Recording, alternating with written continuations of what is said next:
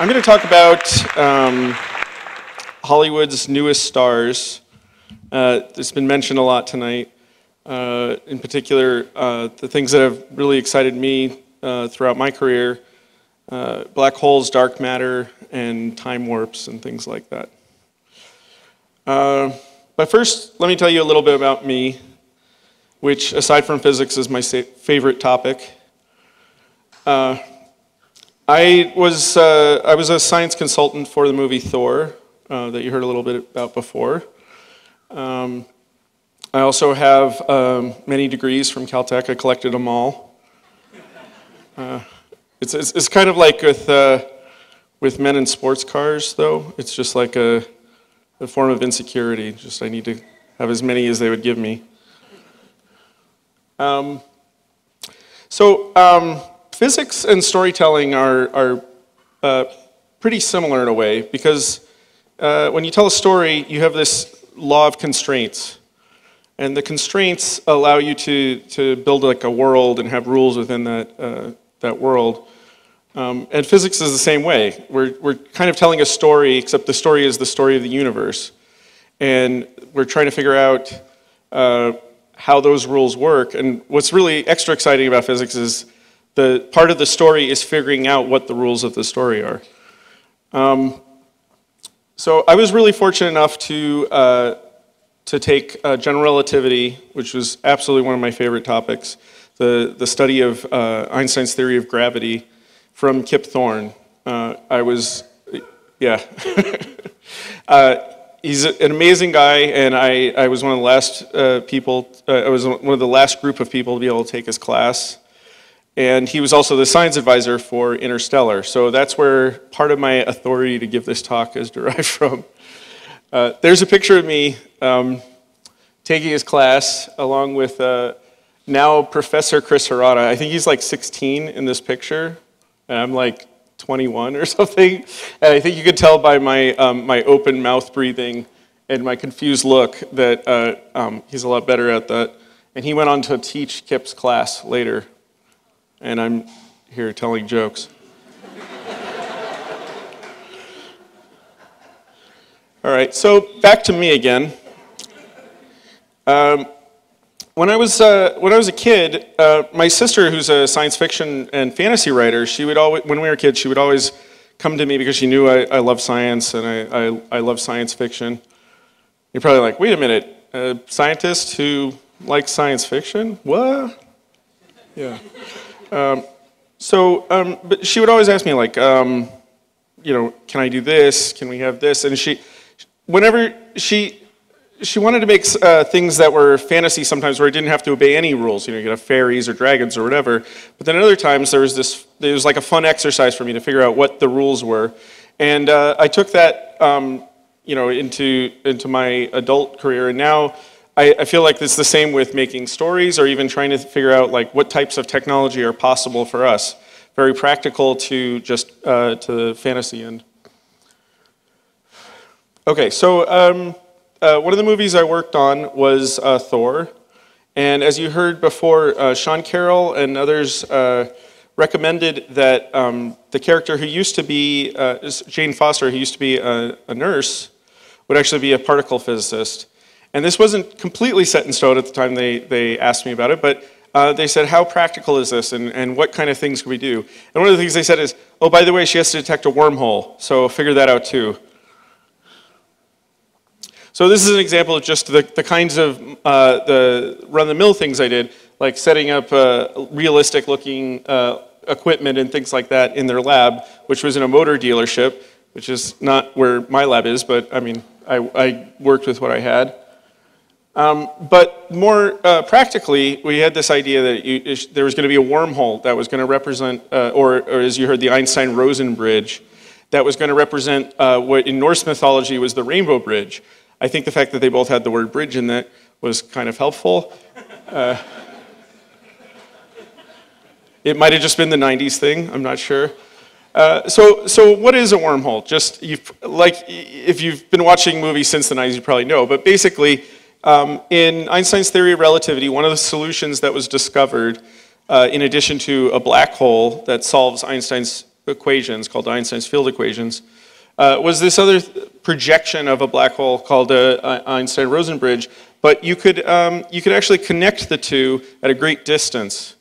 And all you had to do this is something that Kip Thorne came up with, because he was asked by Carl Sagan how this would even be made if this was really a thing. And he came up with a bunch of physics constraints. And basically it involved three basic things that you had to do. One is you had to line the wormhole with a special kind of matter that we don't know if it can exist. The other thing you had to do is you had to have some sort of advanced engineering to keep the wormhole stable, because wormholes were investigated mathematically, and they were known that they would fall apart very quickly before anyone could go through. And then finally, probably in my opinion is the biggest reach, is that you have to be able to change the topology of space itself. And we don't know if you can do that yet. But that doesn't mean you can't. It's just, we don't know if we can do it. All right, so as a particle physicist, I thought, well, how would I go about detecting a wormhole? Well, I've never run into one, so I'm not totally sure. But the first thing I thought was, why don't I extend it to the kind of things that I work with, which is particle detectors. And in particular, searching for dark matter is a very hot topic right now. And so I decided that Jane Foster was going to be a dark matter astrophysicist who had a liquid xenon detector that was arranged sort of like this. This was concept art I made for it. I don't draw that well. That's Jane Foster from the original Marvel comics in her nurse uniform. I got some eyebrows from the Marvel people when I showed this to them. There's Jane Foster, and here is her dark matter detector. So just a quick review. What is dark matter? So the thing that all physicists study, or particle physicists study, is called something called the standard model of particle physics. The standard model is this big collection of particles. In another longer talk, maybe I'd tell you all about that. But for now, I'm just going to say it has all of these, plus the more recent famous Higgs boson right there, which was the last piece of the puzzle. And you might think we'd all go off and drink our gin, as mentioned earlier, but unfortunately, we know that the whole universe contains far more dark matter than standard model matter. And the problem is, we don't actually know what that is. And this is exactly why there's people looking for it right now. So the reason we know that there's dark matter is because when astronomers go out, and we've known this for a long time, since the 30s, when you go out and actually look at the path of stars as they go around a galaxy, they travel far too fast for the number of stars that are in that galaxy. And they travel far too fast for even the number of non-luminous objects like black holes and things like that. We also know that there's dark matter when we look at clusters of galaxies that are very far away, and we see distortion of space that I'll mention later, but also was so vividly brought to life in Interstellar, so I think it's a good time to bring this up. There's a lensing of light that goes around gravitational objects, and in this picture you can see that it actually, they were able to actually measure the amount of mass that's inside, and again, it just doesn't add up to the number of stars in there.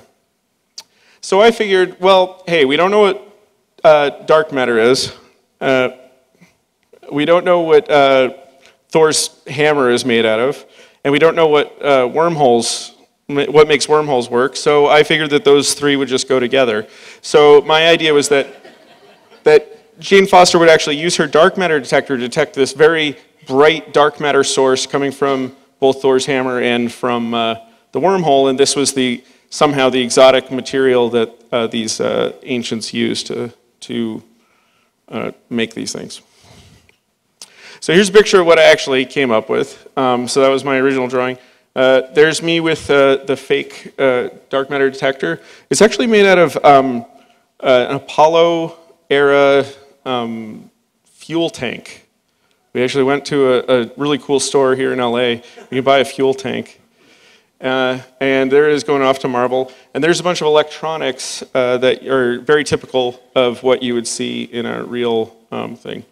Okay, by contrast, this is what a real liquid xenon dark matter detector looks like. This is 1,400 meters below the surface in Italy. It's called the Xenon 1-ton experiment. And you might be wondering, Kevin, are you able to take a picture of an experiment that's not a selfie? And the answer is no.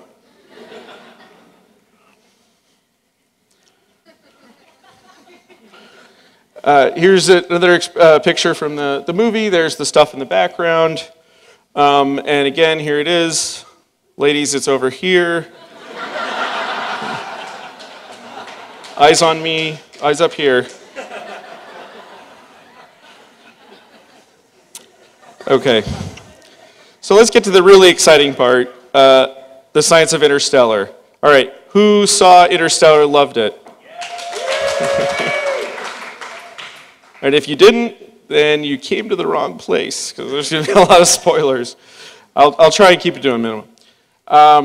Okay, first off, let me say that I loved this movie, and I can't understate that enough. Okay, so one of the things I loved about it is that this movie had tons of black hole eye candy. But it wasn't just eye candy to the random viewer, it was eye candy to physicists too, because for a long time we've seen renderings of black holes that weren't accurate. And Christopher Nolan went to Kip Thorne, my professor that I mentioned before, and said, look, I don't want this to just be a regular black hole picture. I want it to be as realistic as possible. So give me the equations that make this work. And I'll talk a little bit about how that worked later. But that's part of what made this so amazing, is that this was one of the most realistic renderings of a black hole that had ever been done. In fact, an experiment that has a website that's imaging a black hole at the center of our galaxy called NuStar, they actually even changed their web page after this movie came up to make it reflect the more accurate depiction of the black hole that we have now. There's also several scientific papers that came out about the imaging of the black hole. So what is a black hole? Black hole, you've probably heard this a lot since you're a kid. It's not something that's super easy to grasp, but black hole is a bending of space and time around a very heavy object. And it looks a lot like a well or like a drain emptying in a bathtub. But one of the things, that's a technical glitch. One of the things black holes do is they can bend light. And that's part of what went into the animations that were in Interstellar. So you've probably all seen the equation E equals mc squared, of course. But that's actually a very simple case of a very specific set of equations, very specific circumstance of a larger set of equations called Einstein's field equations. And that's what describes black holes and the sun and everything. And Kip actually worked with the people on Interstellar to render this, how light would actually move around the black hole, particularly if it were spinning, which is something that nobody's really ever done before in this particular situation. And they were able to use that to create the amazing visuals that you saw. But you might have seen, you probably saw like a little bit of controversy after the movie. Like some scientists were saying it was all wrong and some were saying it was right. Is that something that happened? Did you guys see that? Yes? Okay. You can cheer too. I mean, that's... Yay, controversy. I actually got into a tweet war with the reviewer for Scientific American who called the science laughably wrong. And one of the things I asked him was like, are you sure? Did you actually calculate it? He later posted, I won't call it a retraction, but he posted a follow-up that was an interview with Kip Thorne after reading his book, and I'll tell you about that at the end. So one of the controversial things was the idea that there could be a whole entire planet near a black hole. And in the story, they actually travel to this planet. It's called Miller's Planet, and it's a planet that's so close. There was things like, wouldn't it burn up or wouldn't it freeze? I thought those were kind of contradictory, so I was a little surprised by that. According to Kip, Miller's Planet was just close enough to a very gentle accretion disk. That's what this sort of Saturn's rings-like thing is of the planet, so that it would be warm enough to have water and that you could actually land on. But it also had these amazing time effects. So the two things that probably got a lot of people's attention was the fact that there's this immense amount of time dilation and tides. So I know a lot of people have said, is that time dilation effect correct? And it is definitely true that if you go near a black hole, time gets slower and slower to outside observers. You experience it the same, but when you go in and come back, you've actually taken up less time. And this has been demonstrated over and over. In fact, everyone in this room right now is doing an experiment that measures that to very high precision. And you probably don't realize it, but there you go, GPS, thank you. Every time satellites pass over, they send a signal, and they're experiencing time at a different rate, partially because they're going faster than us, so they slow down from the effects of special relativity, but also you're slowed down because you're closer to the gravitational center of the Earth. And if those equations were wrong, GPS wouldn't work, and we wouldn't have Foursquare. So Kip imagined this planet was so close to the black hole. He picked the mass of this of the black hole, called Gargantua, by the way. That was kind of an open hint to a lot of the harsh critics, like maybe you should think about how heavy the black hole is. But one of the things is, would it cause these like tsunamis? I don't know why people thought that this was a weird part, because tsunamis are pretty well understood. And one of the things they do is they create, as they go towards shallow water, they create these giant walls, which has been, been demonstrated over and over. So now I want to tell you a little bit about what exactly is this limit of where time slows down, and also talk about the controversy that has to do with whether you could actually have a planet at the boundary of a black hole called the event horizon. So if you were to take, I think a good way to show what these tidal forces are that people were arguing about is imagine we took the entire Earth and we squeezed it into a black hole. Now, for reasons that are beyond the scope of this talk, the black hole like that probably wouldn't be stable. So, but I'm just using an example. But you'd get an event horizon that was about the size of a penny. And I think if you imagine being next to a thing the size of a penny, where everything that touches that penny gets sucked in, tidal forces would be absolutely on your mind, because everything would be squeezed into that penny, starting from that point and expanding out. And it would be a very unpleasant experience. So that's the extreme case of a very small black hole. The next example is, what if we had like the entire sun, our sun, and we squeezed it into a black hole? Well, now the event horizon would appear something about the size of downtown Los Angeles.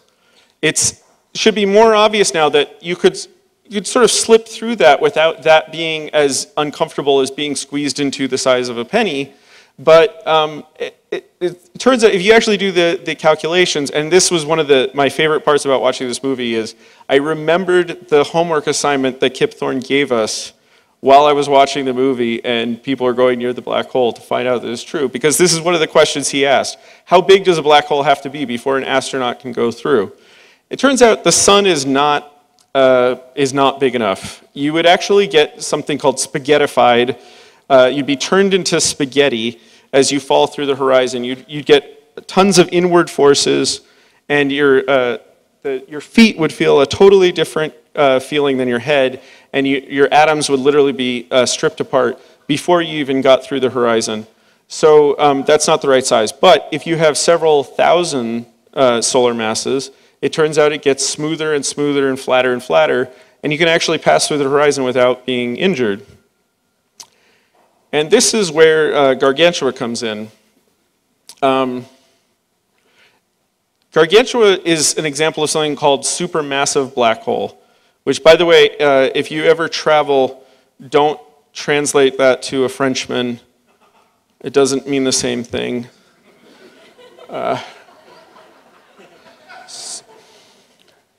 So, in the center of our own galaxy, Sagittarius A, and this is a lovely constellation, by the way, astronomers at UCLA have actually carefully measured the orbits of stars going around a missing object. And this missing object has to be a black hole, and it's several million masses of the sun. So it would take, if you could cram all of a million stars into a space that's even inside the orbit of the Earth, you would get this kind of object.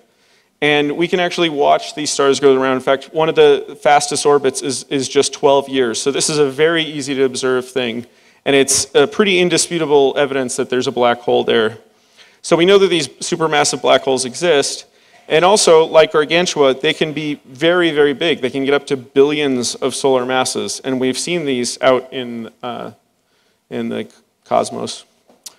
Now, what some people were, I think, a little disappointed that you didn't get to see in Interstellar was that when a star passes too close to a black hole that's supermassive but not quite supermassive enough, it can actually be ripped to shreds. And this is a computer simulation of an event that was supposed to happen in April. But what's so great about this is while people are sitting there arguing about whether Interstellar got the science of black holes right, there was actually a real event where these simulations didn't produce the results that people expected. So black holes are actually so mysterious that it doesn't just go into a movie. It's something the scientists are actually arguing about. Even more exciting is there's some evidence now that there may be something called ultra-energetic neutrinos coming out of black holes. And this was also something that was announced while the movie was going on. Okay, so if you want to follow me or whatever, this is my contact. You can friend me on Facebook. I don't have enough friends that I won't turn you down. You can tweet at me, and I guess you can even email me, because I'll let the junk mail filter worry about that. Also, just fun plug. Well, it was a short plug. Kip Thorne actually wrote a book called The Science of Interstellar, and every reviewer that gave him a bad review online, he would get a tweet war with them also and say, I'll email you, or I'll mail you the signed copy of my book. And I recommend that you guys read it too. All right, thank you.